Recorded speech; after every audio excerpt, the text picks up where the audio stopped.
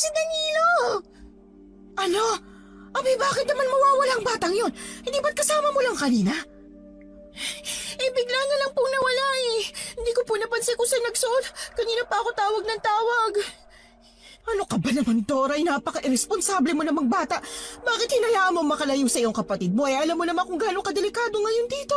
May nangunguha ng mga bata at ang bali-balita ay hinuhulog sa tulay bilang alay. Pasensya na po, Inay. Hindi ko po talaga napansin eh. Sandali ko lang naman po kasing iniwan dyan sa may tapat ng mansyon para pulutin yung mga panggatong tapos bigla na lang siyang nawala. Kailangan natin mahanap agad ang kapatid mo bago pa dumating ang tatay mo. Kundi malalagot tayong dalawa. Dalian mo na. Magtanong-tanong ka sa baryo at baka mamaya doon napadpad ang kapatid mo. Baka sakali may nakakita sa kanya. Opo. Si Danilo ay 7 taong gulang pa lamang at talagang makulit. Bunsong anak siya ni Aling Celia na saglit lang itong pinaalagaan kay Doray dahil ng mga oras na yon ay nagwawali siya sa kanilang bakuran. Hindi niya akalaing magbibigay sa kanya ng malaking problema ang pagpapaubaya niya sa bunsong anak sa kanyang dalaga. Si Danilo ay isinilang at lumaking medyo delay ang pag-iisip. Ang kanyang pag-iisip ay parang nasa 5 taong gulang pa lamang na bata. Sila ay dating taga Maynila pero lumipat sila sa probinsya ng Iloilo nang mawalan ng trabaho ang padre de pamilya nila. Nanirahan sila sa dating probinsya ni na Aling Celia. Medyo hindi na sila sanay sa pasikot-sikot sa lugar na yon. Lalo na't liblib at hindi pa masyadong naabot ng progreso. Alam nilang mahihirapan sila sa paghahanap sa bata lalo na't napapabalitang marami nang nawawalang tao sa lugar na yon. Danilo! Anak, nasaan ka? Danilo! Kanina ko pa po siya tinatawag ng ganyan pero hindi po siya sumasagot. Ikaw talaga eh! Ikaw ang may kasalanan nito. Kung di ka pabaya, wala sana tayong problemang ganito. Buwisit kang bata ka. Aray ko na, yung sakit naman. Ba't niya naman ako kinarot? Dapat lang yan kasi tanga ka. Puro katanga ng ginagawa mo. Hala, sige na. Hanapin mo kapatid mo. Malilintik ka, sinasabi ko sa'yo. Aray, nananabunot naman ho kayo eh. Hanapin na nga. Ang bihira naman. Ikaw talaga. Kulang pa yan pag hindi mo siya nakita. Papatayin ka ng tatay mo sa bugbog. Malalakas na hiyaw ang maririnig sa buong paligid. Panay ang tawag ng dalawa sa pangalan ni Danilo pero wala pa ring sumasagot. Labis nang nag-aalala si Aling Celia dahil anumang oras ay darating na ang asawa. Tiyak niyang hindi lamang ang anak na dalagang mananagot kundi maging siya ay sasaktan ng asawa kapag nalaman nito ang nangyari sa bunso. Ilang minuto pa silang nagpaikot-ikot sa kanilang bakuran. Umaasang nagbibiro lamang ang bata at naglalaro ito ng taguan. Pagod na sila sa paghahanap. Hanggang sa naisipan ni Doray na pumunta sa may manggahan ng mansyon na hindi naman kalayuan sa bahay nila. Ang mansyon na yon ay pagmamay-ari ni Doña Tekla at nakatayo ito sa gitna ng malawak na lupain. Napapalibutan ng mga matataas na halamang namumukadkad. May iba't ibang kulay at uri. May mga rosas, sampagita, at mga kakaibang uri ng halamang hindi madalas makita sa lugar. Kapansin-pansin ang ganda at ayos nito. Mistulang naaalagaan ng pirmi maski hindi naman nila nakikita ang matandang nagtatanim o nag-aasikaso sa hardin. Ang mansyon mismo ay may malaking pintuan na yari sa matibay na kahoy at mga bintana. Nananatiling sarado ang mga ito na tila may lihim na itinatago. Ang pintura nito'y bahagyang kumupas na at kakikitaan ng pagiging luma.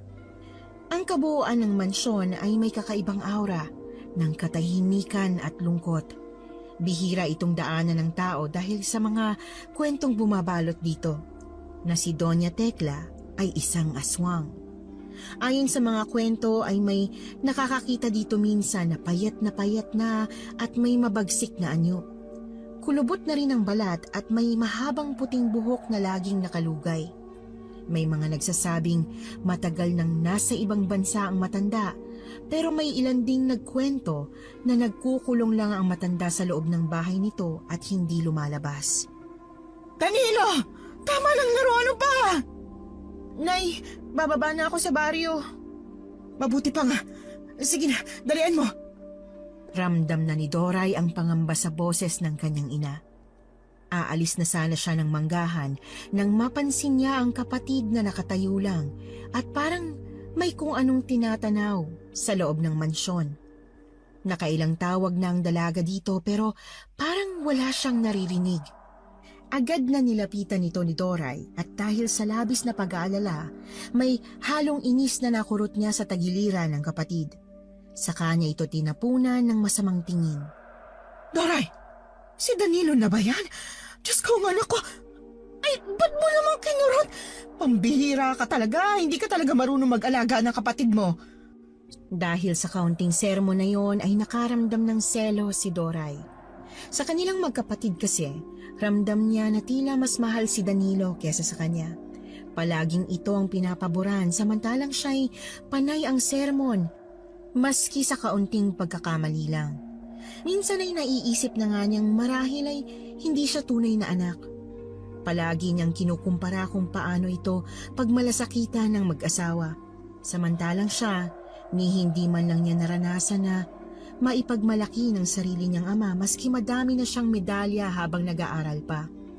Tahimik nilang inuwi sa bahay si Danilo.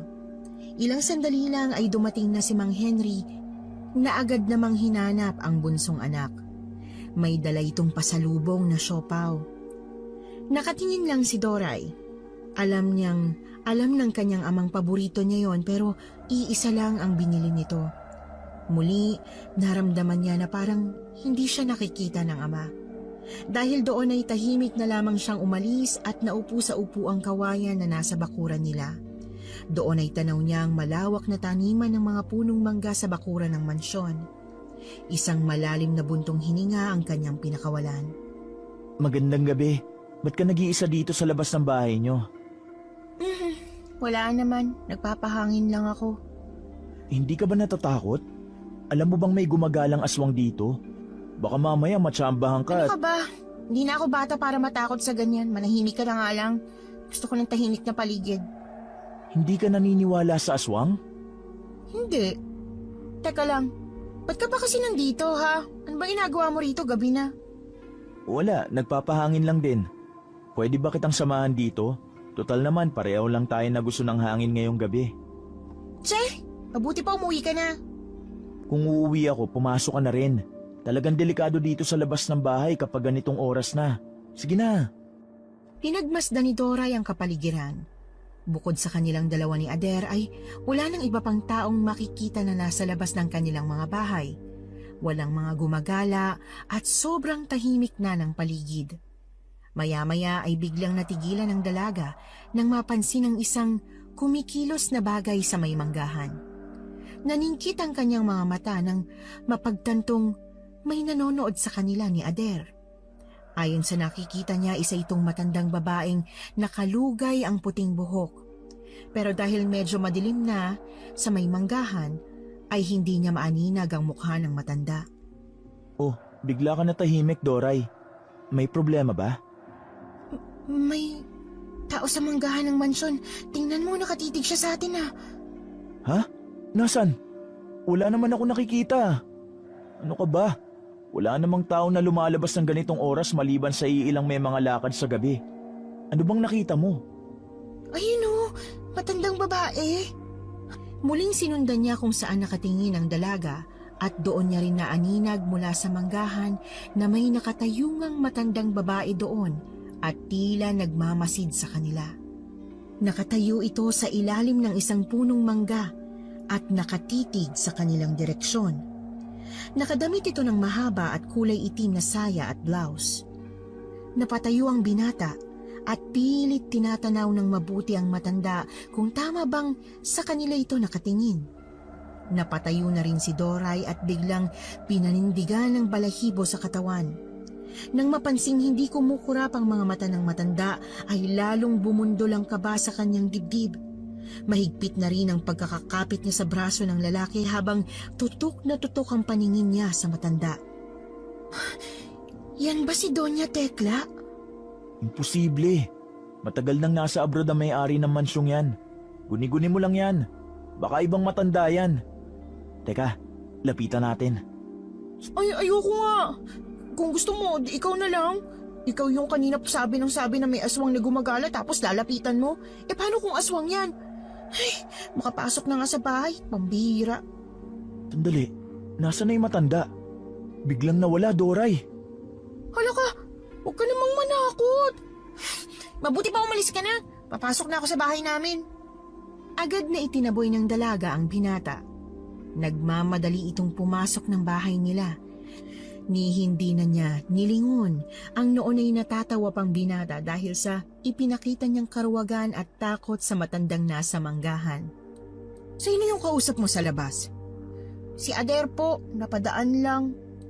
Doray, hindi magandang tingnan ng isang dalaga at binata na nag-uusap sa dilema. Dapat kung mag-uusap kayo dito sa loob ng bahay para nababantayan namin kayo. Si inay naman, nadaan nga lang eh. Ba't ko naman naaayain dito sa bahay? Ano namang gagawin niya rito? Ko! Papunta ka palang pabalik na ako. Alam ko ng mga galawang ganyan. Naliligaw sa iyong binatang yon, oh. Magsabi ka ng totoo. Hindi po ah. Nung nakita niya lang ako sa labas, tumigil para makipagkwentuhan. Naikwento niya nga na may gumagala raw, na aswang. Kaya pinapasok niya na ako dito sa loob. Ah, oo. Yun ngang sasabihin ko sa iyo kanina nung nakita kong lumabas ka. Usap-usapan nga sa baryo kanina yung tungkol sa gumagalang aswang. Eh bakit di niyo naman ho agad sinabi sa akin? Pwede naman ho kayong sumigaw, maririnig ko naman. Pambihira, parang gusto niyo akong malapa ng aswang sa labas ah. Hoy, bakit ba ganyan ka makipag-usap sa nanay mo? Parang hindi mo nanay ang kausap mo ah. Tay! Galangin mo ang nanay mo ha, kundi malilintikan ka sa akin. Huwag kang bastos. Nagkakaintindihan ba tayo? Opo, pasensya na po. Lumapit si Doray sa kanyang ina at iginiya itong papuntang kusina. Nang makarating sila sa kusina ay saka naman binuksan ng dalaga ang usapin tungkol sa nakita niya sa manggahan. Nay, may nakita kaming matanda sa may manggahan. Nakatayo, tapos nakatitig lang sa amin ni Ader. Yan nga bang sinasabi ko? Nakilala niyo ba? Hindi po eh, hindi maaninag ang mukha niya. Naku, baka yung aswang na yun. Sino ba namang matanda ang gagala pa gabi na? Mukhang di naman siya aswang kasi normal na tao lang ang itsura niya. Parang kahawig siya nung mga mangkukulam na napapanood ko nun sa sinehan. Marami rin namang mga mangkukulam dito pero kasi sa panahon ngayon, mas pinag-uusapan ng isang uri ng aswang eh. Ang amalanhig. Ito daw ang gumagala dito sa baryo. Ano pong aswang ang amalanhig? Ito yung mga patay na aswang. Ito'y karaniwang aswang na namatay. Bago pa maisali ng itim na perla sa kaanak, hayok sa dugo ang amalanhig. Walang pakiramdam at mabangis. Sus, ang nanay. Meron bang aswang na namatay muling nabuhay? Imposible naman po yun. Sa mga comics lang po nangyayari yun eh. Binato ni Aling Celia ang anak nang mapansing tila hindi ito naniniwala sa mga kwentong nakagisnan niya sa kanilang lugar tungkol sa mga aswang. Huwag mo sanang binapaliwala ang mga sinasabi ko sa'yo. Mabuti na yung nag-iingat ka pa rin. Sige po, Nay. Matutulog na ako. Hayaan niyo po. Di ko kakalimutan ang mga sinasabi niyo sa akin. Sige na. At itutuloy ko pa yung pagtitiklop ko ng damit. Habang nakahiga sa kanyang kama ang dalaga, ay hindi maalis-alis sa isip niya ang matanda sa manggahan. Kinikilabutan siya sa paraan ng pagkakatitig nito sa kanila ni Ader. Bigla siyang napraning. Tumayo siya sa kama at bahagyang binuksan niya ang kanyang bintana. Sumilip siya doon kung naroon pa ba ang matanda. Ganoon na lamang ang sigaw niya nang makitang nakatayo sa harap ng bintana niya ang kinatatakutang matanda. Nakatayo lang itong parang tuod at hindi gumagalaw. Malalaki ang mga mata nito na parang sadyang nananakot. Magulo ang puti nitong buhok. Bahagya nitong itinaas ang kanyang mga kamay at parang akmang aabutin ang dalaga. Inay! Tulong! Tulungan niyo Agad na tumakbo ang mga magulang niya nang marinig ang malakas niyang sigaw. Ano bang sinisigaw mo dyan? Nasa labas ng bintana yung matanda na nakakatakot siya. Binuksan ng ginang ang bintana ngunit wala naman siyang nakitang matanda sa labas. Walang kaunting bakas na may tao ngang nagtungo sa lugar na yon. Agad na uminit ang ulo ng ginang at kinurot sa tagiliran si Doray. Biglang napangiwi ang dalaga sa sakit. Totoo naman ang sinasabi ko eh. Nandiyan siya kanina. May matanda dyan sa labas. Hindi ako nagsisinungaling, Nay.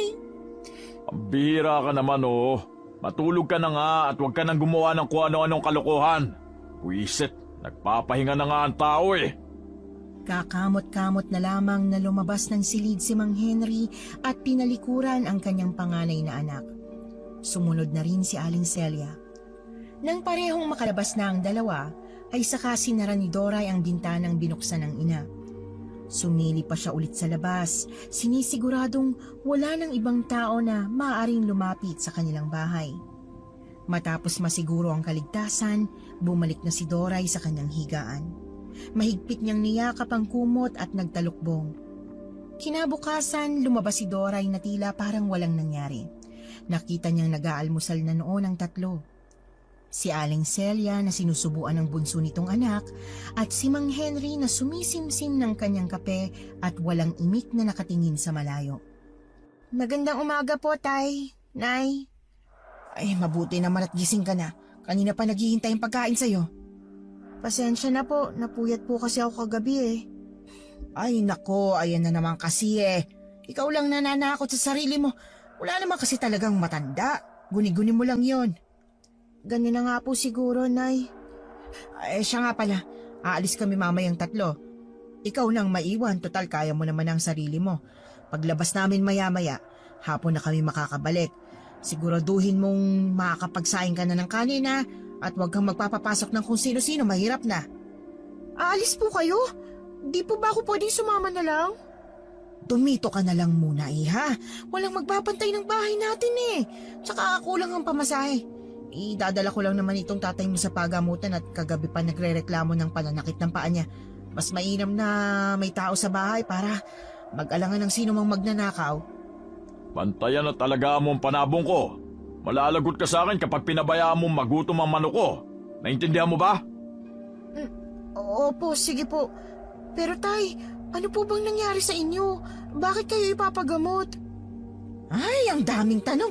Aalis na kami. Yung mga biniling ko ha.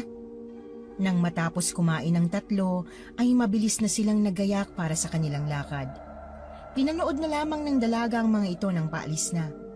Agad niyang napansin ang paika-ikang lakad ng kanyang tatay.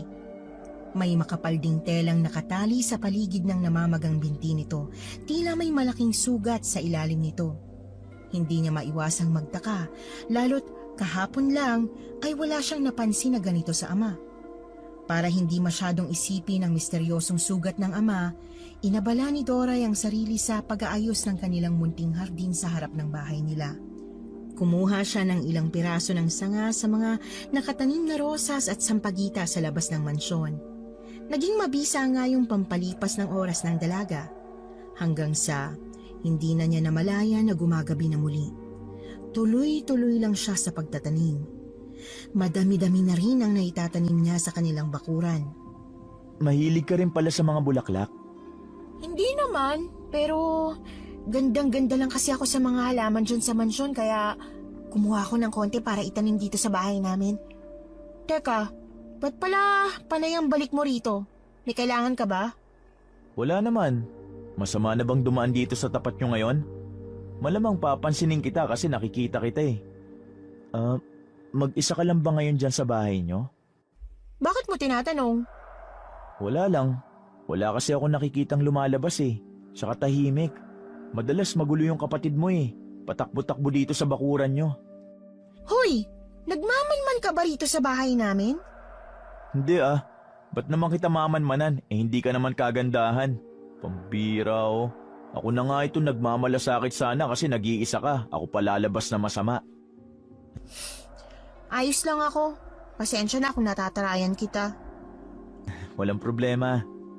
Alam mo, mas gusto ko pa nga na mag-isa lang ako kesa kasama sila. Siya nga pala, ba't ka ba palaging nagagawi rito? May trabaho ako dyan sa loob ng mansyon. Ano? Oo, parang caretaker ganun. Habang nasa ibang bansa si Doña Tekla. Totoo bang nasa ibang bansa sila? Di ba talaga siya yung nakita natin kagabi? Hindi nga siya yun. Ayon sa balita ko, matagal na ng ibang bansa ang Donya. Kasama niya ron ang mga anak niya. Sumulat pa nga sila sa akin at nagbilin na ako na muna ang pansamantalang mag-alaga ng mansyon nila at iba pang ari-arian. Ah, ganun ba? Mabuti at hindi ka natatakot na pumasok sa tila abandonadong mansyon na yan, ano? Ano namang dapat kong ikatakot dyan? Ang ganda-ganda sa loob niyan. Maaliwalas at talagang malaki. Ay, di ko talaga maisip kung sino yung matandang babae na yun kagabi. Nakakatakot. Alam ko na kung sino siya base sa pagtanong-tanong ko sa baryo. Sino? Si Aling Pasing yung pipi at baliw na matanda. Sabi, nakatakas na naman kagabi sa mga kamag-anak niya. Kalimutan mo na yun. Total, hindi naman niya tayo sasaktan Si Aling Pasing? Kilala ko yung matandang yun Hindi naman siya yung nakita natin kagabi. Malayong itsura nun sa matanda kagabi. Ikaw, tinatakot mo lang ang sarili mo. Sinabi ko na ngang si Aling Pasing yun Imposible. Nakita ko na nang malapitan yung mukha niya. Ano? Nakita mo yung mukha niya? Hindi ko matandaan Ewan? Napahalakhak ang kasamang binata sa naging reaksyon ng mukha ni Doray. Nakikita niya ang pagkalito at takot sa mukha nito. Dahil dito'y napagtripa ng lalaki na lalo siyang takutin. Nagkwento ito ng tungkol sa mga aswang at sa mga nagiging biktima ng mga ito. Ano ba? Tumigil ka na nga! Alam mo namang mag-isa ako dito ngayon, gumaganyan ka pa. Umalis ka na nga! Mabilis na tumayo si Doray at pumasok na sa kanilang bahay. Nag-aalala siya dahil medyo papadilim na naman ang paligid ay hindi pa rin umuuwi ang kanyang mga kapamilya. Nasaan na ba sila? Natatakot na ako. Madalas ang pagsilip ng dalaga sa labas, ngunit wala pa ring dumarating. Labis na nabalisa ang dalaga, ngunit alam niyang wala naman siyang magagawa. Pagsapit ng gabi ay mas lalong hindi mapalagay ang dalaga. Kung ano-ano na ang iniisip niya habang siya'y nag-iisa. Pasado 12:00 na ay hindi pa rin siya dinadalaw ng antok. Hanggang sa makarinig siya ng malalakas na katok. Naging mabilis ang kanyang pagkilos. Natuwa siya dahil sa wakas ay dumating na rin ang kanyang mga kasama sa bahay. Binuksan niya ang pinto. Ngunit wala naman siyang nakitang tao. Muli niyang isinara ang pinto at nilakyon. Tumakbo siya pabalik sa kanyang silid. Napaluha na siya dahil sa takot. Nagmamadali siyang bumalik sa kama at kinuha ang kumot. Itinakip niya yon sa kanyang ulo. Pinilit niyang isara ang kanyang mga mata at umaasang wala lang ang mga naririnig niya galing sa labas. Nagdasal ang dalaga pa ulit-ulit hanggang sa kumalma ang kanyang pakiramdam. Ngunit ilang sandali pa ay may muling kumatok. Mas malakas at mas marahas kesa sa una. Nakiramdam lamang ang dalaga. Ayaw na niyang muling buksan yon, lalo na kung di naman niya sigurado kung sinong nasa labas. Nanghangamba siyang baka aswang yon at bigla siyang kunin para maging hapunan sa gabi. Doray, buksan mo ang pinto! Agad tumalas ang pandinig ng dalaga nang marinig ang boses ng kanyang ama. Ang takot ay napalitan ng pag-asa. Nakahinga na siya ng maluwag. Tay, kayo na ba talaga yan? Anak, ano ba? Kanina pa kami kumakatok. Ba't ang tagal mo naman yata magbukas ng pinto? Tumayo ang dalaga at tinungo ang pintuan. Pinagbuksan niya ang kanyang mga magulang. Kumusta dito? Napatukuhan mo ba ang mga manok ko? Nakapagluto ka ba? Nagawa ko na po lahat ng mga bili niyo, tay, nay. Mabuti na lang dumating na po kayo. Bakit? May naging problema ba? Wala naman po. Natatakot lang po ako mag-isa kung ano-ano po kasing naririnig ko. Ay nako, gumagana na naman yung imahinasyon mo. Mabuti pa paghain mo na kami ng tatay mo. Itong si Bunso ipapahiga ko na lang muna saglit sa kama. O sige na, Sarado mo na yung pinto. Agad na sinunod ng dalaga ang sinabi ng kanyang ama. Ngunit bago pa man niya maisara ang pinto, ay biglang nahagip ng kanyang mata ang isang nakakatakot na figura sa kanilang bakuran. Nakita na naman niyang tila nagmamanman ang matanda sa kanila. Agad niyang hinila ng mabilis ang pinto at mabilis na inilak yun. Bakit? Wala po. Sige po, ipaghahain ko na po kayo na makakain. Pagkatapos niyang ihanda ang pagkain ng mag-asawa ay nagpaalam na itong papasok na sa kanyang kwarto para matulog. Habang nagmumuni-muni siya sa kanyang silid, ay biglang narinig niyang may tumawag ng kanyang pangalan. Ngunit hindi yon boses ng kanyang ama o ina. Hinayaan na lamang niya yon at pinilit niyang ipikit ang kanyang mga mata hanggang sa siya ay makatulog. Kinabukasan, isang malakas na sigaw ang gumising sa natutulog niyang diwa. Punyetang bata to. Abay, akala mo mantika kung matulog. Hindi magising-gising. Pagmulat ng kanyang mga mata ay nakatayo sa may paanan niya si Mang Henry.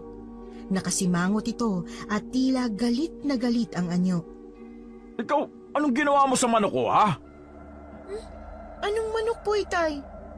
Yung paborito kong manok nawawala, Doray. Nariyan lang naman po siya kahapon Bakit naman po mawawala? Tanga ka ba? Bakit ako ang tatanungin mo kung ano nangyari? Ay, pampihira. Mas lalo akong magkakasakit sa katangahan ng babaeng to Siguro kung saan-saan ka na naman napadpad kahapon, at hindi mo ginawa mga bilin ko sa'yo. Ay, ginawa ko naman po ng mahusay lahat ng bilin niyo. Sobra pa nga. Pagod na pagod po ako sa paglilinis ko po maghapon dito sa bahay maski hindi naman yun kasali sa mga inutos niyo.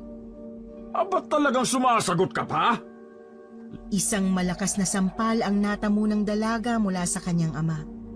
Ano ba yan, Henry? Ang aga-aga sinasaktan mong anak mo. Lintik na tangang batang yan. Nawala ang manok ko sa pangangalaga niya. Totoo ba yan? Pinabayaan mo bang mga alaga ng tatay mo kahapon? Hindi po ako nagpabaya. Malamang sa malamang nawala lang po yung manok niyo. Ano yun, anak? Ba't bigla ka namutla? May nangyari ba kagabi? May naalala po ako. Yung matanda po, bumalik siya dito kagabi. Parang nagmamanman. Hindi po kaya totoong aswang yung matandang yun? At yung manok ni tatay, siyang kumain. Nasisiraan ka na ba ng ulo? Gumagawa ka na naman ng kwento, para hindi mo pagbayaran ang ginawa mong kapabayaan, ganun ba? Pwes nagkakamali ka. Agad na kinuha nito ang walis tambo at iniambay yon sa katawan ng dalaga. Agad namang napatili si Doray. Bitiwan mo nga yung hawak mo! Ano ba? Para ka namang hindi ama dyan sa ginagawa mo Pambihira ka talaga, oo. Parang manok lang Anong parang manok lang? Pinalagaan ko yun at pinalakas para maging panabong tapos sa isang iglap lang mawawala sa akin? Mahalaga sa akin ang buhay ng manok ko kaysa dyan sa inutil na babaeng yan. Huwag ka nga ganyan magsalita sa anak mo! Anong anak? Sinong nagsabing may anak akong palaging palpak? Wisit na buhay to, oo? Anong sabi mo, Tay? Ibig mo bang sabihin hindi mo ako anak? Kaya ba hindi mo ako gusto? Kasi hindi mo ako kaano-ano? Manahimik kayong dalawa! Tama na yan! Panahon na para malaman niya ang totoo, Celia. Anong kailangan ko malaman? Hindi kita anak. Tumahimik ka! Hindi yan totoo! Totoo ang mga sinasabi ko. Hindi ko naman talaga anak yung panganay mo, di ba? Bunga lang yan ng isang pagkakamali. Anak mo si Doray! Naku, wag niyo nga ako inuuto. Mula nang mahuli kitang may karelasyong ibang lalaki noon, ay wala na ako naging amor sa batang yan. Alam kong hindi ko yan anak. Malayong-malayong ugali niya sa ugali ko. Si Danilo, siya lang ang sigurado kong anak ko. Biglang nalito at nasaktan si Doray sa kanyang mga narinig. Dahil sa kabila ng nakikita niyang ganda ng samahan ng kanyang mga magulang, ay may itinatago pala silang madilim na nakaraan. Hindi niya mapaniwala ang nagawang manlalaki ng kanyang ina at bigla siyang natakot dahil baka nga hindi niya totoong tatay si Mang Henry. Nasasaktan siya ng sobra. Akala niya noon ay ayos na siya maski pa hindi malapit sa kanya ang lalaki. Maraming beses na rin naman niyang naisip na baka ampon siya o hindi totoong anak, pero nang marinig niya mismo ito sa bibig ni Mang Henry, ay tumulo ang kanyang mga luha. Masakit pala yun sa kanyang pakiramdam. Nay, totoo ba? Hindi, huwag ka maniniwala sa kanya. Wag mo nang bilugin ang ulo ng anak mo. Gusto mo bang malaman kung sino ang totoo mong ama, ha? At kung sino ang tunay mong pamilya? Sino? Si Raul, yung anak ni Doña Tekla na may-ari ng mansyon. Alam mo ba kung bakit mas ginusto ng nanay mo na dito bumalik? Kasi umaasa yan na magkikita sila ulit ng lalaki niya. Ano? Totoo naman, di ba? Nay! Tumigil ka, Henry! Matagal nang patay si Raul at kahit kailan hindi kami nagkaroon ng relasyon. Alam niya ng Diyos, wala akong anak sa kanya. Patay na si Raul, kaya sana itigil mo ng mga walang pasiyang paratang mo. Tumigil ka rin, Celia. Alam mo kapag hindi ako nakapagpigil, baka mapuruhan ka pa sa galit ko. Tama na! Ayoko na marinig ang mga kasinungalingan yung dalawa. Kung hindi niyo pala ako anak, wala kayong karapatang saktan ako. Patay ng totoo kong ama, kaya simula ngayon, hindi na rin kita ituturing na ama. Palamunin kita kaya wala kang karapatang pagsalitaan ako ng ganyan. Kung bibilangin ko ang lahat ng araw na sinasaktan mo ko, emosyonal man o pisikal, kulang na kulang pambayad yan para sa mga ginawa mo sa akin. Mas lalo naman ako. Kung gusto mo, lumayas ka na. Anong lumayas? Ano ka ba naman, Henry? Anak mo yan! Maniwala ka sa akin, anak mo si Doray, kaya tumigil ka na sa mga ginagawa mo. Tsaka, wala akong karapatang palayasin siya, hindi mo bahay to. Ganon. Dahil hindi ako may-ari ng bahay na to, hindi na ako masusunod. Ayos Magsama kayo mag-ina. Dadaling ko si Danilo at kami na lang ang aalis. Wala nang nagawang mag-ina nang biglang mag-alsa baluta ng padre de pamilya. Mas naging agresibo ito at talagang nananakit kapag hinahawakan nila. Umalis siya at bitbit si Danilo. Maghapong hindi nakapag-usap ang mag-ina. Maghapon din kasing sumunod si Aling Celia at sinuyo ang kanyang asawa para muling bumalik sa bahay nila. Sumapit na ang gabi ay hindi pa rin nakakabalik ang kanyang kapamilya, kaya naman bigla niyang naisipan na siya na lang ang aalis. Dahil sa matinding emosyon at sama ng loob, ay naglakad siya ng naglakad hanggang sa mapunta sa may manggahan ng mansyon. Dineretso niya yon hanggang sa mapadpad siya sa gubat. Iyak siya ng iyak at hindi matanggap ang nangyaring pagtatakwil sa kanya ng sariling ama. Hindi niya ramdam ang mga sanga at tinik na sumusugat sa kanyang mga paa. Hindi niya alam kung saan siya pupunta basta na lang siyang lakad ng lakad na parang wala sa sarili. Hindi niya namalayan na napalayo na siya. Nang tila biglang bumalik ang kanyang hwisyo, ay doon niya napagtanto na malayo na siya sa kanilang bahay. At nang tingnan niya ang paligid, ay di na niya kabisado. Hindi niya alam kung saan siya napadpad. Maya-maya ay naisipan niyang bumalik na lang at magbakasakaling masusundan niya ang daan pa uwi. Ngunit bago pa siya makahakbang pabalik, ay may napansin siyang tila itim na anino na nagmamanman sa kanya mula sa likod ng isang malaking puno. Sino yan? Ba't mo ako sinusundan?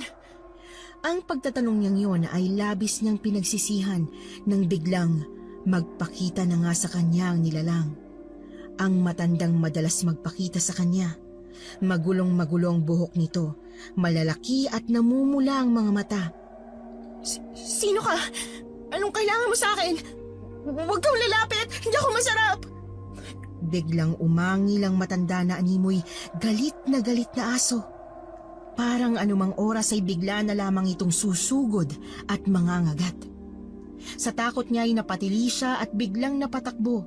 Ngunit hinabol siya at nang maabutan ay bigla siyang tinalunan. Natumba ang dalaga. Umibabaw ang matanda sa kanya. Ganun na lamang ang takot niya lalo't naglalaway na ito. Inisip niyang katapusan na niya. Mas lalo pa siyang nanginig nang makitang tila nabulok ang anyo nito at tinubuan ng malalaking pangil. Huwag po! Parang awa niyo na! Huwag niyo ako saktan! Ngunit walang naririnig ang halimaw. Amoy na amoy ni Dora ang nakakasulasok na amoy ng pagkabulok.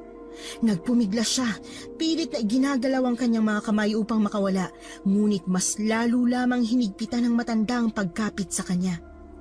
Tuluyang bumaon ang matatalas na kuko ng aswang sa braso ni Doray na ginamit niyang pansalag. Napasigaw siya sa sakit na nadama. Sa kanyang pagpipilit na makawala, natanaw niya ang isang sanga ng punong akasya sa tabi. Agad niya itong dinampot at buong lakas na hinampas sa mukha ng aswang, ngunit tila hindi ito nakakaramdam ng sakit. Sa halipay, mas lalo lamang itong lumakas at nagsimulang abutin ang duguan niyang braso na uulol sa pagkahayok sa laman. Nagpatuloy ang halimaw sa pag-ungol, parang galit na aso. Sa takot at galit, muli niyang hinampas ng buong lakas ang sanga sa katawan nito. Paulit-ulit, kahit na dumadaloy ng dugo mula sa mukha ng aswang, wala itong pakialam at pilit pa rin inaabot si Doray kahit nakalugmok na ito sa lupa. Hayop ka! Umalis ka dyan! Muli, isang malakas na hampas ang pinakawalan ni Doray, sapat upang maalis ang matanda sa kanyang ibabaw. Sa wakas ay nakawala siya. Agad siyang tumayo, hindi alintana ang sakit sa katawan at mabilis na tumakbo papalayo. Nagmadali siya sa kanyang pagtakbo sa madilim na kagubatan, paminsan-minsang lumilingon upang masiguro na hindi siya nasusundan. Minsan ay nababangga siya sa mga puno at nadadapa sa mga nakausling ugat, ngunit hindi niya yon iniinda. Mahalaga sa kanyang makalayo sa oras na yon. Pagod na siya, ngunit ayaw pa rin niyang tumigil. Habang patuloy siya sa pagtakbo, hindi niya napansin ang isang bangin sa kanyang harapan. Huli na nang rumihistro sa kanyang utak. Nawala na siya ng balanse. Nahulog pababa, gumulong-gulong at natatamaan ang katawan ng mga matutulis na bato. Nakaramdam siya ng matinding sakit sa kanyang katawan habang patuloy ang kanyang pagbagsak. Sa bawat pag-igik niya sa sakit, unti-unti siyang nawala ng lakas hanggang sa tuluyang mawalan ng malay. Habang nakahandusay sa lupa, parang namanhid na ang kanyang katawan. Sa pagkakataong iyon, ay ipinaubaya na niya sa Diyos ang kanyang buhay. Nang magmulat ng mga mata si Doray, ay sumalubong na agad sa kanya ang mabangong usok na nagmumula sa gilid ng kinahihigaang katre na yari sa kawayan. Agad na iginala niya ang paningin sa kanyang paligid. Ang bahay na kinaroroonan niya ay isang simpleng kubo na gawa sa pawid ang bubong at kawayan naman ang dingding. Maya-maya ay nakarinig siya ng tila mga katok o kaya naman ay may kung anong dinidikdik. Biglang nanlaki ang mga mata niya nang maalala ang nangyari. Kinabahan siya nang maisip na baka nasa bahay siya ng aswang na nakasagupa niya kagabi. Tatayo na sana ang dalaga nang bigla niyang maaninag ang isang taong papalapit sa kanya. Isang matandang lalaking ang tingin niya ay nasa 70 taong gulang mahigit. Bumubulong-bulong ito habang nakapikit ang mga mata. Napagtanto ng dalaga na nag-oorasyon ang matandang nasa harapan niya. May bitbit din kasi itong maliit na almires na may dinidikdik na tila mga dahon. Nagmulat lamang ito ng kanyang mga mata nang ilalagay na niya ang dinikdik na dahon sa mga sugat ng dalaga. Aba, at gising ka na pala. Mabuti naman. Kumusta ang pakiramdam mo niyan? Agad na napatingin ang dalaga sa kanyang sarili. Napansin niya na iba na ang suot niya. Niyakap niya ang kanyang sarili at di naiwasang mahiya sa kanyang nasa harapan. Oh, huwag ka mag-isip ng di maganda, iha. Hindi ako nagbihis sa'yo kundi yung anak kong babae. Siya rin ang may-ari ng damit na yan. Kinailangan kang bihisan dahil duguan at marumi na ang damit mo. Iniwasan lang nating maimpeksyon ang mga sugat mo. Sino po kayo? Anong ginagawa ko rito? Ondoy ang pangalan ko. At ito ay bahay ko. Paano po ako napunta dito? Nagpapadali sa'yo ako ng aking mga agimat sa aking bukid kagabi nang makita kitang nahulog sa bangin. Ay ano ba nangyari sa'yo? Sa 10 oras na naggabi yun na. Bakit nasa loob ka pa ng gubat? Umalis po kasi ako sa bahay namin eh.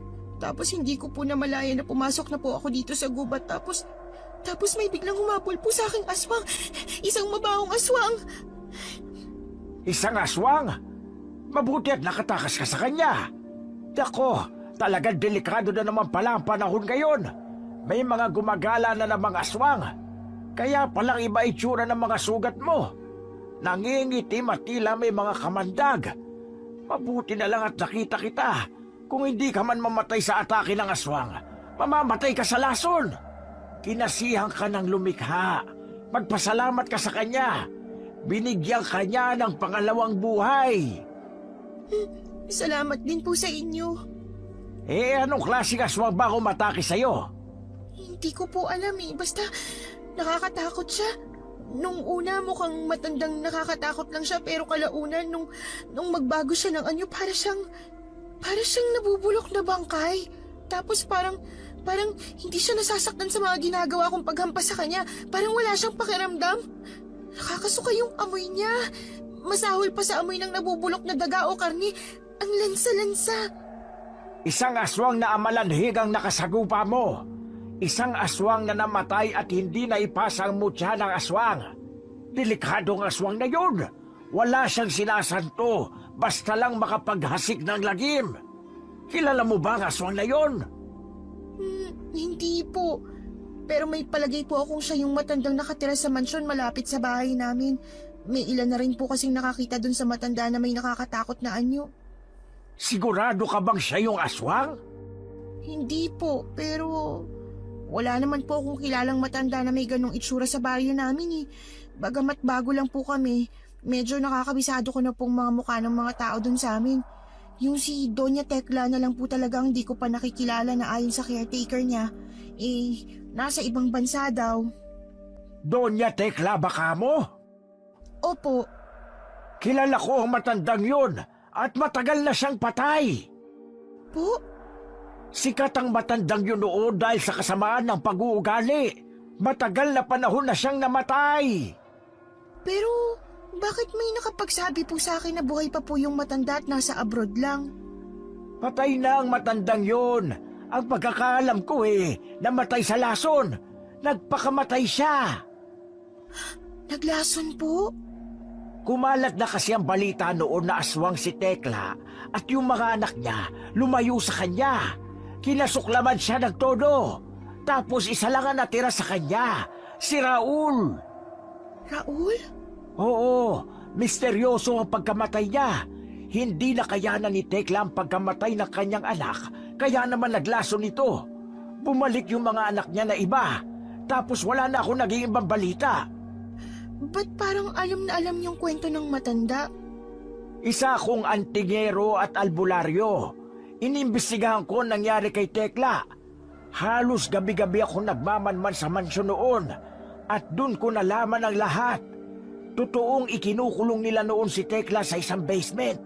Nung nalaman ko yun, tumigil na ako sa ginagawa ko at bumalik na lang ako dito sa kubo ko. Namuhay ako ng tahimik at payapa. Posible po bang siya talaga yung aswang? Oo, maaaring siya talaga. Nakakatakot naman. Kung ganun, maaaring manganib ang buhay ng mga magulang ko sa bahay dahil silang pinakamalapit sa mansyon. Bakit ka nga kasi napalayas? Nagalit kasi sa akin si tatay dahil nawala yung paborito niyang manok na panabong. Hula ko, kinain talaga yun ng aswang. Maaari. Tapos, sinabi niya na hindi rin daw niya ako anak. Anak daw po ako nung Raul. Anak ka ni Raul? Imposibleng magkaanak si Raul. Bakit naman po? Dahil isa siyang binabae. Wala akong nakilalang naging nobya niya noon. Imposibleng magkagusto yun sa babae. Sabi ng tatay ko nakarelasyon daw yun ng nanay ko eh. Kaya ako ang buwan ng kataksilan ni nanay. Imposible. Imposible talaga. Kung ganun, si tatay talagang ama ko.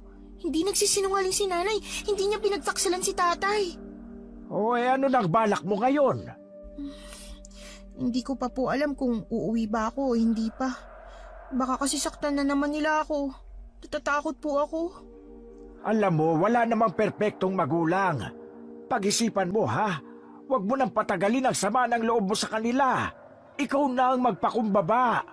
Masamang magtanim ng sama ng loob sa mga taong nagbigay ng buhay sa'yo. Naluluhang ibinaling ng dalaga ang kanyang paningin sa dingding upang itago ang kanyang pag-iyak. Naaalala niya kasi kung paano siya saktan ng kanyang ama at iparamdam sa kanya na hindi siya nito mahal. Nasasaktan siya lalo pat nalaman niya na posibleng hindi siya totoong anak ni Mang Henry. Habang tinitingnan niya ang bahaging yun ay napako ang tingin niya sa bagay na nakasabit sa dingding.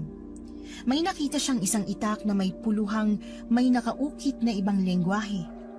Napansin ng matandang nakatitig siya sa sandatang yon. Gamit niya noon ang lalaki kong anak. Kung hindi mo maitatanong, isang birador ng aswang at mangangaso ang aking anak noon. At ang bagay na yan ang sandata niya. Pero namatay siya sa sakit nitong 1 taon lang. At mula noon, wala nang gumagamit niyan. Natenga na lang yan dyan sa sulok na yan. Maaari ko po ba itong hiramin? Ano?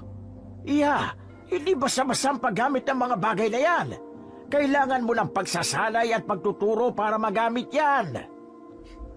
Kung ganun, turuan niyo po ako.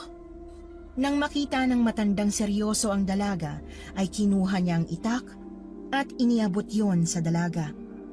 Dapat alam mo kung paano basahin ang mga nakasulat dito dahil ito ang mga orasyon. Ito ang magsisilbing bubuhay sa kanyang kakayahan at makapagbibigay sa iyo ng kakaibang lakas at bilis para makipagsabayan sa kapangyarihan ng mga aswang. Sige, subukan mo basahin. Sinubukan nga ng dalagang basahin yon, pero sumablay siya sa pagbasa. Tinuruan siya ng matanda kung paano bigkasin yon pero hindi talaga niya makuha. Halos pumilipit na lang ang kanyang dila. Teka, ang alam ko naitabi ng anak ko ang ibig sabihin at katumbas sa mga salitang yan. Saglit lang at kukunin ko sa kanya ang dating aparador. Kwarto niya kasi ito. Malamang na dito niya rin yun itinago. Sana po talaga matutunan kong pagbasa sa orasyon nito kasi nag-aalala po ako. Hindi po natin alam ang binabalak ng Amalanhig. Kailangan may magtanggol sa mga tao sa baryo at lalong-lalo na sa pamilya ko. Tumango ang matanda. Pagkatapos noon ay naghalongkat ito sa luma at maalikabok na aparador na may kinakalawang na kandado. Maya-maya pa ay napansin niya ang isang uri ng lumang papel na may sunog sa tigkabilang gilid at iniabot niya yon sa dalaga. O eto, subukan mo. Mas madaling mabasa ito kaysa sa mga nakasulat sa itak. Tagalog na yan ha, at yan lang ang babasahin mo bilang dasal. Makapangyarihang Diyos na nagbabantay sa amin. Ipagkaloob ang lakas sa itak na ito laban sa masasamang espiritu. Basbasan ang bakal na ito upang magdala ng inyong kapangyarihan upang ibigay sa akin ang depensa at proteksyon. Walang kasamaan ang lalapit. Walang kaaway ang magtatagumpay. Sa iyong ngalan, mangyari nawa ang aking layunin. Pagkabasa noon ay tila may malamig na hanging dumampi sa buo niyang katawan. Nanayo ang kanyang mga balahibo sa batok pababa sa kanyang likod. Huwag mo lang kalilimutang gamitin sa kabutihan ng itak dahil sa oras na inabuso mo ang paggamit at sa maling paraan, mawawala ng bisa yan at magiging isang ordinaryong itak na lamang. Maraming salamat po, Lolo. Hayaan niyo po, kapag wala nang banta ng Amalanhig, isusoli ko po to sa inyo. Walang anuman, Iha. Ikaw ang bahala. Siya nga pala. Anong pangalan mo? Ako po si Dorothea. Doray pong pangalan ko. Ilang araw pang nanatili ang dalaga sa bahay ng matanda. Nakilala rin niya ang anak nitong babae na siyang nagbihis sa kanya. Magiliw ang mag-ama at inalagaan siya hanggang sa tuluyang gumaling siya sa kanyang mga sugat. Nang bumalik na ang kanyang lakas, ay saka siya nagpaalam sa dalawa upang umuwi na. Mag-iingat ka, Doray, ha? Tandaan mo ang mga itinuro ko sa'yo. Huwag kang magpapasindak sa Amalanhig na yan. Nako, kung hindi lang sana ako matanda na ako na sana nga harap sa aswang na yan Kaso mahina na ang aking tuhod at baka maaga lang akong mawala sa mundo kapag nakipaglaban pa ako. Ako na pong bahala, Lolo. Sige po, alis na po ako. Salamat po sa inyo. Tatanawin kong utang na loob ang lahat ng to. Magaan ang pakiramdam ng dalaga habang tinatahak ang makitid na daan papalayo sa bahay ng matanda. Sinundan niya ang tinurong daan ng matanda upang hindi siya maligaw. Makapananghalian nang nagsimula siyang maglakbay. Medyo malayo-layo rin ang kanyang lalakarin kaya kailangan niyang magmadali. Ayaw rin niyang maabutan ng dilim sa gubat. Makalipas ang ilang oras ng paglalakad ay naramdaman niyang tila bumibigat ang kanyang mga paa sa paghakbang. Kaya naman, nagdesisyon siya na huminto at magpahinga sandali sa ilalim ng isang puno. At doon, dahil sa labis na pagod, ay hindi niya namalayang nakatulog siya. Nagising siya nang maramdaman ang malamig na patak ng ulan sa kanyang mukha. Pagdilat niya, laking gulat niya nang mapansing tila madilim na ang paligid. Nagsimulang bumilis ang tibok ng kanyang puso nang mapansin ang isang nilalang na nasa harap niya. Nakatitig ito sa kanya. Humihingal ito at parang wala rin sa katinoan. Nang pagmasdan niya ang mukha nito ay halos mapasigaw ang dalaga. Tulad ng aswang na amalanhig ay may nakakatakot din itong anyo. Ngunit hindi naman ito nabubulok. Maitim ang kulay ng balat at mabalahibo. Mapupula ang kanyang mga mata at may matutulis na pangil at kuko. Lumilikha ito ng tunog na parang nagkakaskasang bakal mula sa bibig nito. Sumisingaw sa katawan niya ang mabahong amoy na hindi kayang pagtakpan ng buhos ng ulan. Mabilis na tumayo si Doray at mahigpit na hinawakan ng itak. Nang umatake ang nilalang ay agad niyang iwinasiwas ang itak. Pero parang di tumalab sa makapal na balat nito ang hawak niyang sandata. Hala! Walang epekto sa kanyang itak. Akala ko ba may agimat laban sa mga aswang? Ngunit bigla niyang naalala, kailangan pala nito ng orasyon. Binigkas niya ang sauladong Tagalog na orasyon at ibinulong yon sa hangin. Maya-maya pa'y naramdaman niya ang kakaibang lamig. Alam na niya sa pagkakataong yon na nagkakabisa na ang agimat ng itak. Malakas ang pandinig ng aswang dahil pagkabanggit pa lang ng orasyon ay bigla itong napaatras at tila nag-alangang lumapit sa dalaga. Saan ka pupunta? Sige, halika, lumapit ka! Saktan mo ako kung gusto mo!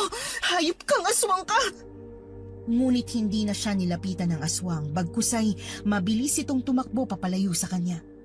Tumigil ang malakas na buhos ng ulan. Abat talagang tinakbuhan ako?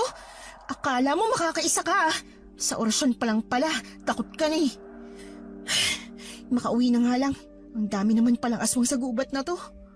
Huminga ng malalim si Doray habang pinapanood ang aswang na mabilis na naglaho. Napangiti siya ng bahagya. Nakaramdam ng pagmamalaki sa sarili kasabay ng ginhawa dahil sa pagkaalis ng panganib. Bahagya pa niyang niyakap ang itak na hawak at nagpatuloy na siya sa paglalakad. Ilang sandali pa, nakakita siya ng maliit na batis at nagdesisyong maglinis ng sarili at uminom. Maya-maya ay may naramdaman siyang kakaiba. Parang muli ay may nagmamasid na naman sa kanya. Sino ka? Huwag ka magtago dyan! Kung aswang ka rin, lumapit ka! Isang mahinang tawa ang narinig niya. Sa takot at pagkalito, hinigpitan niya ang kapit sa itak. Hindi ako aswang ha. Walang aswang na kasing gwapo ko, no? Ader, anong ginagawa mo rito? Nangunguha ako ng mga panggatong dito nang bigla akong marinig yung boses mo. Uy, saan ka ba galing? Ilang araw ka rin nawala sa inyo ah.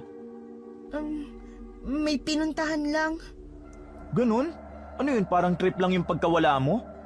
Alam mo bang tinutulungan ko ang magulang mo sa paghanap sa'yo? Nag-alala nga kami, akala namin kinain ka na ng aswang. Hindi ako makakain ng aswang. At bakit? Hoy, alam mo bang ilang araw nang umiiyak ang nanay mo? Nag-aalala na siya sa'yo. Mabuti pa umuwi ka na. Uwi naman na talaga ako ah. Ano pang gagawin ko dito sa gubat? Teka, madilim na. Talaga bang nangunguha ka ng panggatong ng gantong oras? Talaga bang wala kang pakialam kung sakaling may magpakita sa iyong aswang? Ganitong oras lang kasi ako libre. Alam mo naman, di ba, may trabaho ako sa umaga sa mansyon. Saka minsan, gabi talaga ako pumupunta sa gubat. Dahil bukod sa pangunguha ng panggatong, gumagawa din ako ng bitag para sa mga baboy ramo at bayawak. Matanong ko lang, ano bang trabaho mo doon? Di naman kita nakikitang naglilinis lalo sa harap ng bahay na yun. Di mo rin pinapakialaman yung mga halaman. Sa loob ng bahay nila ako naglilinis. Kailangan masiguro ko na hindi masisira ang anumang gamit nila sa loob. Kasi yun yung bilin ng mga anak ni Doña Tekla. Ba't parang di ka panipaniwala ang mga sinasabi mo? Alam mo bang alam ko nang matagal nang patay yung matanda? Mahimik ka. Buhay pa siya. Huwag mo siyang patayin. Napansin ni Doray ang biglang pagbabago sa mood ng binata. Walang imikitong naglakad palayo sa kanya. At hindi na sila nag-usap pa hanggang sa makarating sila sa manggahan ng mansyon. Mas binilasan pa ng dalaga ang kanyang paglalakad na kalaunay napatakbo nang makita ang kanilang bahay. Hindi na siya lumingon kaya naman hindi na niya nakita ang masamang titig sa kanya ng binatang nasa likuran. Isang malakas na buntong hininga ang kanyang pinakawalan bago kumatok. Pinagbuksan siya ng ama. Laking gulat ng lalaki nang makita si Doray. Pero mas nanlaki ang mata ng dalaga nang mapansing nakasaklay na ang kanyang ama at putol na ang isang paa. Anong nangyari sa inyo, Tay? Bakit ganyan ang... Pumasok ka sa loob ngayon din. Hinihintay ka ng nanay mo. Anak, mabuti naman at umuwi ka na. Saan ka ba napadpad, bata ka? Nay, anong nangyari kay tatay? Yung mga paa niya, kailangan putulin kasi nabulok. Kinagat siya nung amalanhig noong unang gabi mong nakita yung matanda. Ayaw lang naming sabihin sa'yo kasi ayaw ka na naming matakot. Tapos yung kagat sa paa, unti-unting nabulok. Nabulok? Dahil ang kagat ng amalanhig may lason. Sorry, Nay, kung mas naging maaga sana ako umuwi, baka napagamot pa natin si tatay. Naipagamot ko naman siya. Kaso, wala nang choice ang mga doktor kundi putulin ng paa niya. Hindi po dapat sa doktor dinala ang tatay. Dapat sana sa albularyo para naalis ang lason ng aswang. Ano? Aba't bumalik ka lang nagmamagaling ka na? Sa tingin mo gusto ko magpagamot sa albularyo dahil lang sa sinabi mo? Tay, wag po kayong magalit sa akin. Sinasabi ko lang naman ang... Dapat di ka na bumalik. Pwede bang huwag ka na umuwi dito? Magsarili ka na ng bahay mo. Palalayasin mo na naman ang anak mo? Henry, hindi ako papayag. Mas mainam na mawala ng asawa kaysa anak. Aba't malakas na ang loob mo ngayon dahil isa na akong walang silbi at inutil? Hindi naman sa ganon. Iiwan kita hindi dahil sa putol ng paa mo. Lalayas ako kasi ang pangit ng ugali mo. Wala namang ginagawang masama sa iyong bata pero kung ituring mo para siyang basura. Anak mo siya, Henry. Huwag mo siyang ituring na iba at huwag mo itakwil dahil lang sa mali mong akala. Totoo pong sinasabi ni nanay. Ikaw ang tatay ko at imposibleng si Raul na anak ni Doña Tekla. Unang-una, bakla si Raul. Hindi siya makikipagrelasyon kay nanay dahil lalaki din ang gusto niya. Pangalawa, hindi nananalaytay sa dugo ko ang dugo ng mga... Bago pa man niya matapos ang kanyang sasabihin, biglang kumalabog ng malakas ang pintuan ng kanilang bahay na para bang may nagtatangkang pumasok ng sapilitan. Napuno ang buong bahay ng mabahong amoy ng bulok na tila sumisingaw mula sa pintuan. Napaatras si Doray sa gulat at takot. Agad na inihanda ang sarili sa anumang maaaring mangyari. Agad siyang lumapit sa upuang kahoy at hinarang yon sa kanilang pinto bilang dagdag na proteksyon sa nagpupumilit na nilalang na nasa labas. Mabilis din niyang nilibot ang kanilang bahay at siniguradong narado ang lahat kanilang mga bintana at pinto. Sino ka? Anong kailangan mo sa amin? Mula sa labas, narinig niyang mabigat na paghinga at isang mahinang ungol na parang nagmumula sa isang galit na hayop. Maya-maya'y narinig niyang tila lumalayo ang mga kaluskos. Parang umiikot ito sa kanilang bahay at naghahanap ng malulusutan. Hinawakan ni Doray ng mahigpit ang hawak niyang itak, handang ipagtanggol ang sarili sa anumang oras. Sinikap niyang manatiling kalmado kahit pa nanginginig ang kanyang katawan sa takot. Nay, Tay, mabuti pa pumasok kayo sa silid ngayon din. Ako ang haharap sa aswang na yan. Ikaw? Haharapin ang aswang? Gusto mo na bang mamatay? Ako nga ang lalaki, hindi umubra, ikaw pa kaya? Hindi po ibig sabihin na hindi nyo kinayang bagsik ng aswang, hindi ko na rin kaya. Hindi ako takot sa kanila, Tay. Kung hindi pa ako kikilos ngayon, baka ubusin nila tayo dito sa baryo. Aba, ayos ah. Nahiwalay ka lang ng ilang araw sa amin, mayabang ka na. O sige, mas magaling ka sa akin eh. Harapin mo yung mga aswang. Galingan mo ah. Ano ka ba naman? Huwag mo nga ibuyo yung anak mo. Magtago na lang tayo. Hindi naman siguro basta-basta makakapasok yung aswang na yan. Halina, doon tayo sa kwarto. Dalian nyo. Seryoso po ako, Nay. Haharapin ko ang aswang. Paglabas ko, isarado nyo agad yung pinto, ah. Hindi ako papayag. Kung anuman pong mangyari, gusto ko lang sabihin sa inyo na mahal ko po kayo. Mabilis na binuksan ni Doray ang kanilang pinto at dumiretso sa labas. Agad namang inutusan ni Mang Henry ang kanyang asawa na isarado na ang pintuan alang-alang sa kanilang kaligtasan. Wala nang nagawa si Aling Celia. Sinunod niya yon at niyakap ang kanyang bunsong anak. Panay ang dasal nito na makaligtas ang kanyang panganay. Doray, nakikiusap ako. Pumasok ka na rito. Hayaan mo na ang anak mong yan. Mas mabuti nga na malapa ng aswang yan. Ano bang pinagsasasabi mo? Wala ka talagang kwentang ama kay Doray. Dahil hindi ako ang tatay niya. Ikaw ang tatay niya. Hindi ka na nahiya sa pagpaparatang mong walang katapusan? Itong tandaan mo ha. Oras na may mangyaring masama sa anak natin, lalayasan kita. Natahimik ang lalaki. Dahil namayani na ang katahimikan sa pagitan ng dalawa, lumayo si Aling Celia at tinungo ang bintana. Maingat niya itong binuksan ng bahagya upang makita ang kalagayan ng kanyang anak. Doña Tekla, Diyos ko po. Bakit? Ano meron? Naglakad palapit si Mang Henry sa tabi ni Aling Celia at tiningnan kung sino ang tinutukoy nitong Doña Tekla. Nakita niya ang isang matandang babae na may mabangis na anyo. Nakatayo ito kaharap ni Doray na tila naghihintayan ng tamang pagkakataon para sa pagsalakay. Siya nga. Paanong? Hindi ko alam. Matagal nang patay ang matandang yan eh. Imposibleng nabuhay siya muli at hindi kaya siya Ang aswang na amalanhig? Alam ni Doray na nakasilip sa may bintana ang kanyang mga magulang. Kaya naman, hindi na siya nag-aksaya ng panahon. Muli niyang dinasal ang orasyon at nang maramdaman ang kakaibang presensya ng kapangyarihan sa hawak niyang itak, ay sinugod na niya si Doña Tekla. Ngunit mabilis na nakaiwas ang matanda. Tila mas veterano ito sa pakikipaglaban dahil hindi man lang ito natakot sa kanyang orasyon. Di tulad ng lalaking aswang sa gubat. Ilang sandali pa'y biglang nagbago ang anyo ng matanda. Higit na mas nakakatakot ang itsura. Ang kanyang mukha ay parang naaagnas na bangkay. Umaalingasaw din ang mabahong amoy ng aswang. Manahimik ka na sa libingan mo! Heto sa'yo!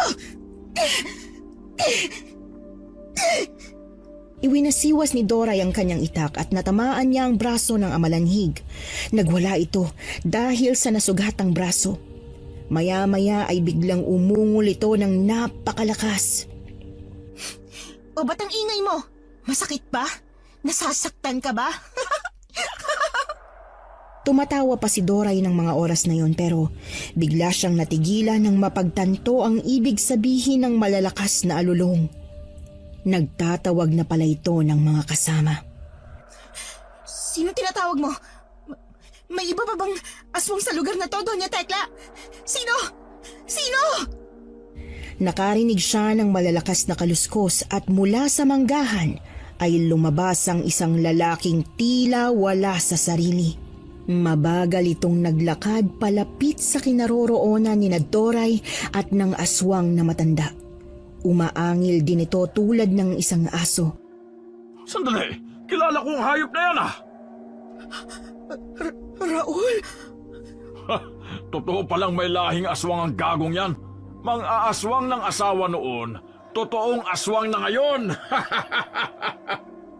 Manahimik ka! Hindi ako inaswang ni Raul. Magkaibigan lang kami niya noon. Nako, magkaibigan. Nagkaanak nga kayo, kaibigan. Kaibiganin mo mukha mo! Kung ayaw mo maniwala sa akin, bahala ka na sa buhay mo. Teka, saan ka pupunta? Tutulungan ko ang anak ko. Walang lalabas. Sige, subukan mo lumabas at susunod kami ni Danilo sa'yo. Sige, mamili ka! Ang sama mo talaga! Kung ang Diyos may puso, ikaw wala!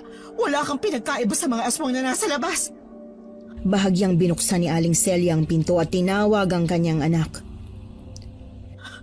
Doray, halika na rito sa loob. Baka hindi mo kayanin yan. Dalawa na silang aswang.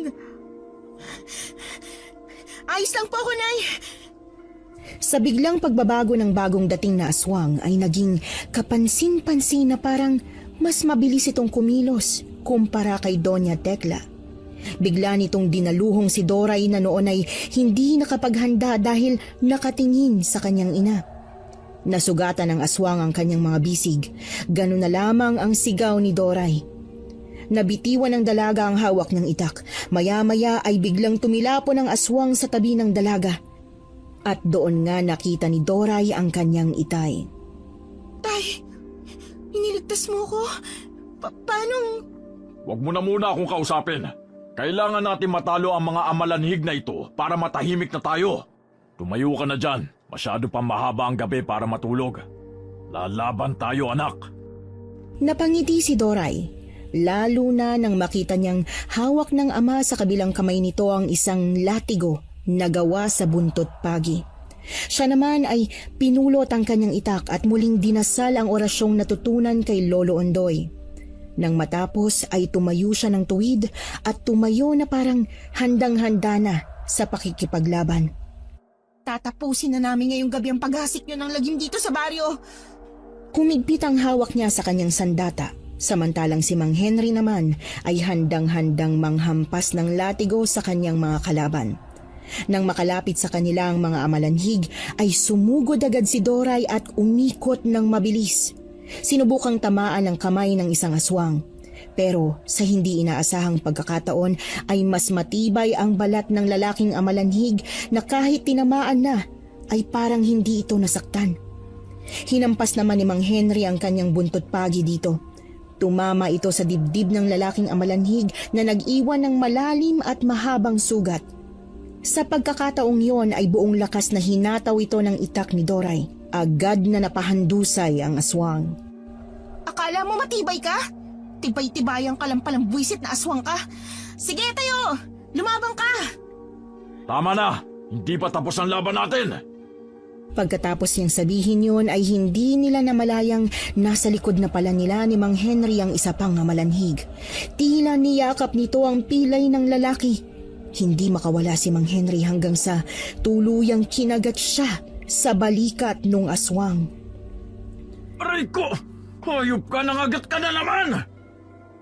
Tay!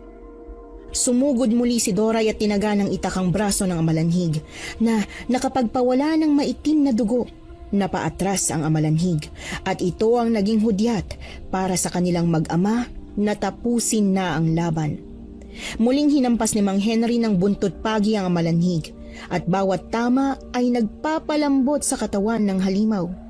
Sa huli, isinaksak ni Doray ang itak sa puso ng amalanhig hanggang sa tuluyan na itong sumubsob sa lupa at tuluyang nabulok. Ganon din ang nangyari sa lalaking amalanhig. Napaupo si Mang Henry, humihingal pero nakangiti sa kanilang tagumpay. Lumabas si Aling Celia nang makitang namatay na ang mga aswang. Agad nitong nilapitan ang asawa. Paano na to? Nakagat ka na naman ng aswang. At sa balikat pa, Henry. Wala pa akong nababalita ang pinutol ang balikat. Paano na to? Maaaring hanggang dito na lang ako. Kung mamatay man ako sana mapatawad niyo ako. Kahit duda pa rin ako kung anak kita o hindi. Sana mapatawad mo ako sa lahat ng mga nagawa kong kalupitan. Munti ko nang makalimutan na ako pala ang nagpalaki sa'yo at naging anak kita sa loob ng maraming taon. Patawarin mo ko, Doray. Ang kulit mo! Mamamatay ka na nga lang, ayaw mo pa rin maniwala na anak mo tong si Doray. Hindi ako nagsisinungaling sa isang taong naghihingalo. Uulitin ko, anak mo si Doray! Naniniwala na ako. Tay, may alam ako makakatulong sa atin para dyan sa sugat mo. Ngayon din, pupunta tayo sa kanya. Sige na anak, tulungan mo tatay mo, nakikiusap ako. Hindi pa ako handang mabalo. Anong nangyayari dito? Lolo Ondoy, salamat sa Diyos at sumunod po kayo. Tulungan niyo po ang tatay ko. Tio Ondoy, ikaw nga ba? Diyos ko, ikaw nga! Hindi pa man nakakapagsalita si Lolo Ondoy ay may narinig silang sigaw mula sa loob ng mansyon. Kilala ni Doray ang boses na yon. Si Ader. Si Ader yun, Nay. Mukhang kailangan niya ng tulong. Sandali, mas kailangan tayo ng tatay mo. Huwag kang mag-alala. Sa nakikita kong klaseng sugat, ay walang kamandag ang kagat ng amalanhig na yan. Mabuti pa ay pumasok na kayo sa loob ng bahay at kami na ni Doray ang bahalang magligtas sa kaibigan niya. Sigurado ka ba, Tio? Teka, kaya mo pa ba? Matanda ka na. Kalabaw lang ang tumatanda sa Celia. Sige na, pumasok na kayo sa loob. Naglakad na si Doray at si Lolo Ondoy papunta sa mansyon. Nakita nilang nakabukas ang pintuan kaya naman maingat silang pumasok sa loob. Isang nakakasulasok na amoy ang kanilang nalanghap. Halos masuka si Lolo Ondoy. Pambihira, ngayon na lang ulit ako nakaamoy ng ganyan kabaho hangin na. Matagal-tagal na nung huli akong may nakasagupang aswang kasama ang aking anak. Teka, nasan ba ang kaibigan mo? Tulong! Tulungan niyo ako! Doray, patawad ko nagsinungaling ako sa'yo. Hindi totoong nasa ibang bansa si Doña Tekla. Ang totoo niyan, nakakulong talaga siya sa basement na to at hinahatiran ko ng hilaw na karne kapalit ng malaking halaga. Kaso ilang gabi na siyang nakawala. Tapos may natuklasan ako. Hindi lang pala iisang aswang ang binabantayan ko dito. Marami sila. Buong pamilya sila ng mga amalanhig. Tulungan niyo ako. Malapit na silang makawala lahat. Halina kayo, Lolo Ondoy. Kailangan nating mapuksa ang lahat ng mga amalanhig bago pa sila makalabas lahat dito. Mauna na po kayo sa basement. Kukuha lang po ako ng sandata maaari ko magamit. Grabe, nakakatakot talaga mga itsura nila. Doray, yung pintong yan, buksan niyo pababayan sa basement. Huwag kayong mag-alala, may kulungan sila doon. Hindi nila kayo basta-basta magagalaw. Sige, mauna na kami ni Lolo Ondoy. Binuksan nila ang pinto papasok sa basement. Ngunit nakakailang hakbang pa lang sila pababa ay biglang isinarado ng binata ang pintuan. Mukhang nahulog tayo sa isang patibong. Mula sa loob ng basement na natatanglawan lamang ng isang gasera ay lumitaw ang isang nakangising amalanhig. Naglalaway ito at may malakas na tunog ng pag-angil. Makikita sa anyo nito ang labis na gutom. Mabilis itong sumugod papunta kay Lolo Ondoy na nasa tabi ni Doray. Mabilis ang naging kilos ni Doray. Iwinasiwas niya ang hawak na itak. Tumama ito sa tagiliran ng aswang. Bumagsak ito sa sahig at nangisay. Sinamantala ito ni Lolo Ondoy na sabuyan ng asin. Tulad ng iba, nabulok ang katawan nito hanggang sa tuluyan ng namatay. Meron pa silang ibang naririnig na mga pag-angil. Pagbaba nila sa pinakaloob ng basement ay nakita nga nila ang napakarami pang mga amalanhig na nakakulong at sinusubukang lumabas para kainin sila.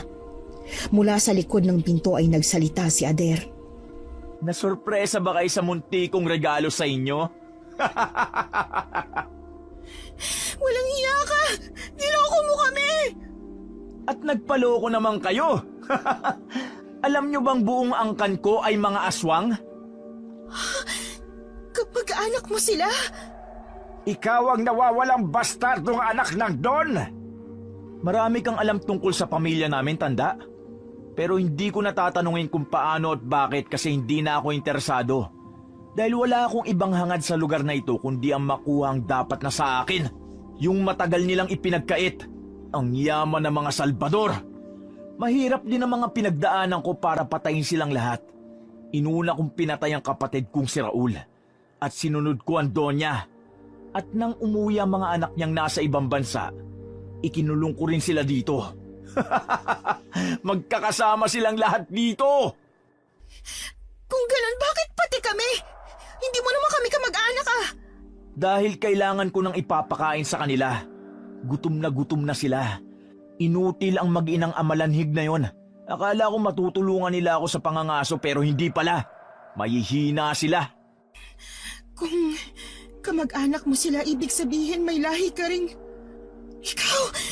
Ikaw yung aswang na muntik bumiktima sa akin sa gubat nung pauwi ako!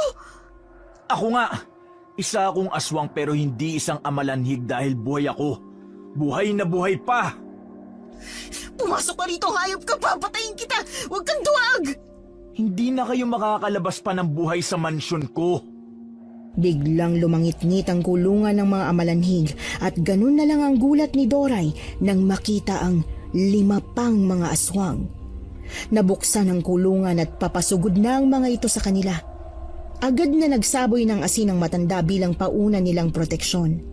Naglakad sila pataas ng hagdan, nakasunod sa kanilang mga kalaban.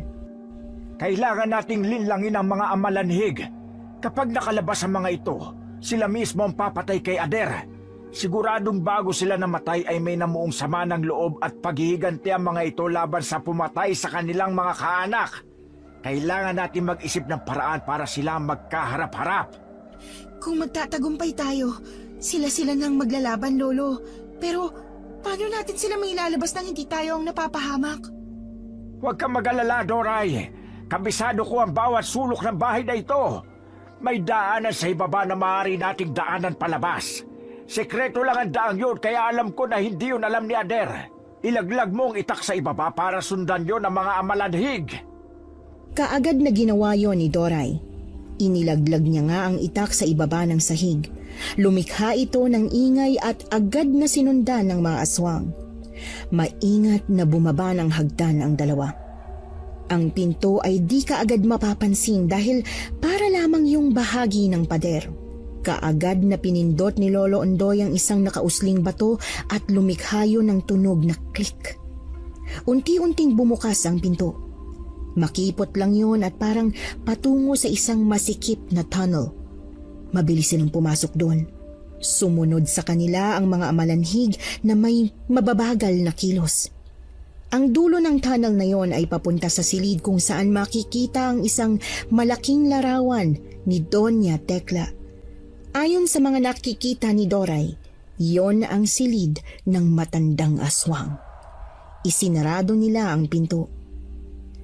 Huwag kang maingay. Matalinong aswang si Ader kaya kailangan natin mag-ingat. Buksan mo ang bintana. Doon tayo lalabas para makatakas sa mga aswang na yan. Una nilang binuksan ang pinto sa silid ng matanda at kasunod noon ay ang pinto na pinanggalingan nila.